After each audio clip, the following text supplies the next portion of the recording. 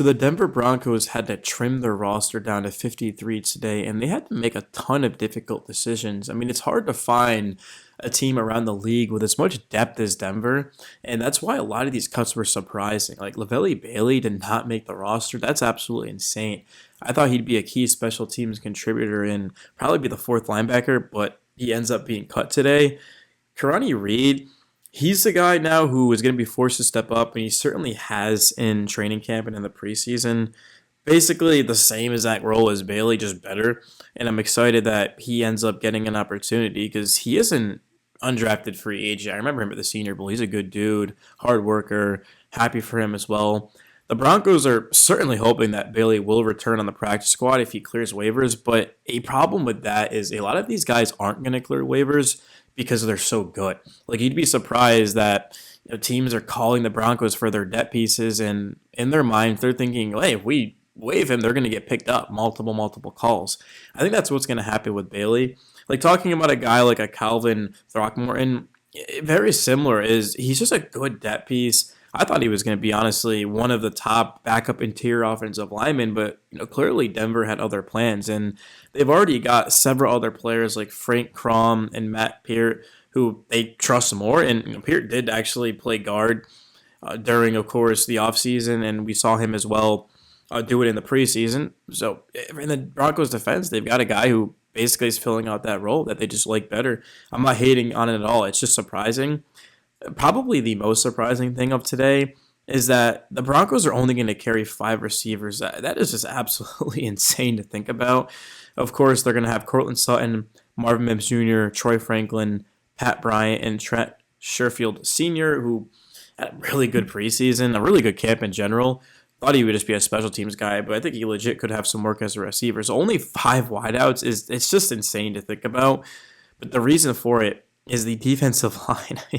One, two, three, four, five, six, seven D linemen. Oh my God, man. Be interesting to see how many of the Chargers carry. I know you guys don't care about that, but just as a football fan, I'd love to see how many Los Angeles carried because those are probably the two teams of football that are justified to carry that many. Both have such good D lines. And when you carry 70 linemen, I mean, you look at the linebacker position, only four inside linebackers, only five wide receivers, and that's just it. And then looking at tight end, oh, wow, seventh round tight end is not there. We'll get into that. Actually, I don't think I wrote that in my notes, but yeah, the Broncos did not carry their tight end draft pick. I don't know why they honestly need to, though, because he's not ready right now. And they've got Evan Ingram, they've got Lucas Kroll and Nate Atkins and Adam Trautman. It's not the best tight end room in the world, but Ingram is such a playmaker. I like him a lot. Of course, we saw that 58-yard catch. He just needs to stay healthy, but kind of getting back up on track here because I got way off schedule. So yeah, those five wide receivers. In terms of the D-line, this is where things get interesting. So let's kind of break this down here. So you've got, of course, Jordan Jackson, you've got Malcolm Roach, and then you've got Uwazurike. The thing with Uwazurike is if they had waived him, he would have certainly not cleared waivers. Like he wouldn't have just gone down to the practice squad, and the Broncos knew that. That's why I said a few minutes ago here is that a lot of these guys the Broncos are carrying solely because they know if they don't, they'll lose them. And that's not to say they don't value them because they do, but there's only 53 spots on this. It might seem like a lot, but it really isn't. I mean, it's football. It's a 17-game season, and then like a team like the Broncos, who's certainly going to the playoffs, trying to push for the division and trying to get a first-round bye to get that extra rest. But overall, it's just how it works, man. Is the Broncos kind of know who they can waive and get back on the squad, and who they can't. So some of these guys they waive, they know that they're going to get them back and keep them on the squad. They don't want to lose them. So it's just trying to essentially be one step ahead, which I certainly do respect. And I thought it was a good preseason. Sure, teams have had excellent preseasons and done nothing in the regular season. Like I'm sure you guys have heard it 100 times, but the Lions, the year they went 0-16, had an undefeated preseason. But I find it hard to believe that many Broncos fans don't feel good about this upcoming season. I'm not saying just because the preseason they were number one in offense and defense, but the fact that the second, third, and fourth stringers played so well, that's a coaching thing. It's a roster thing. It means there's a lot of depth and talent on this football team. And I've been saying it for months now. I think the one team in the AFC West that can legitimately challenge the Chiefs is the Broncos. Can the Chargers maybe come close? I think they can. But I think the Broncos are built to beat the Chiefs because they have everything you want in an NFL team. They've got an elite defense, an elite offensive line, an elite play caller, head coach, and Sean Payton. And they've got a quarterback in Bo Nix who doesn't turn the ball over. He doesn't take sacks. He's mobile. When the game's on the line, he's at his best. Like, there's just nothing I don't like about Bo Nix. They told me coming into the draft when he was picked is that he didn't have the biggest arm, wasn't the best athlete. It was crazy to me. That's actually, if you guys don't know this, and I'll be quick because I know nobody probably cares, but the reason why I started making Bronco videos is because of Bo Nix. I ended up scouting him, and I gave my assessment. And I remember I was reading an article. I don't remember exactly who it was. I'm not going to guess, but I know for certain the Athletic gave him, I think, a C. But there was another.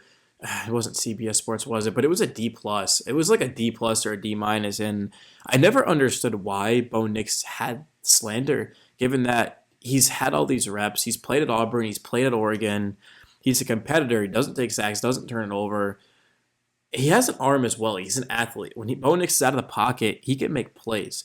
We know he can scramble as well. He's an underrated runner with the football. I like Bo Nix a lot. I think he's a Super Bowl level quarterback. Is he Joe Burrow? Is he Lamar Jackson? No, I don't think he's on that level. But in terms of, the tier below that, yeah, I think Bo Nix legitimately, if you put talent around him, he can get you a Super Bowl, and that's what the Broncos have done.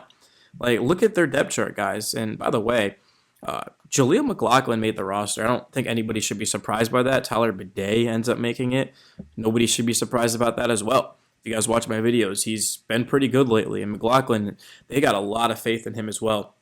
And J.K. Dobbins, you can't trust him to stay healthy. If Dobbins does go down, Harvey, McLaughlin, and Bidet is good enough. It's not the best room in the world, but I think Harvey's going to have a good year. Don't sleep on RJ Harvey. I don't know why so many people are pretty low on him. I think he's going to be a really good running back.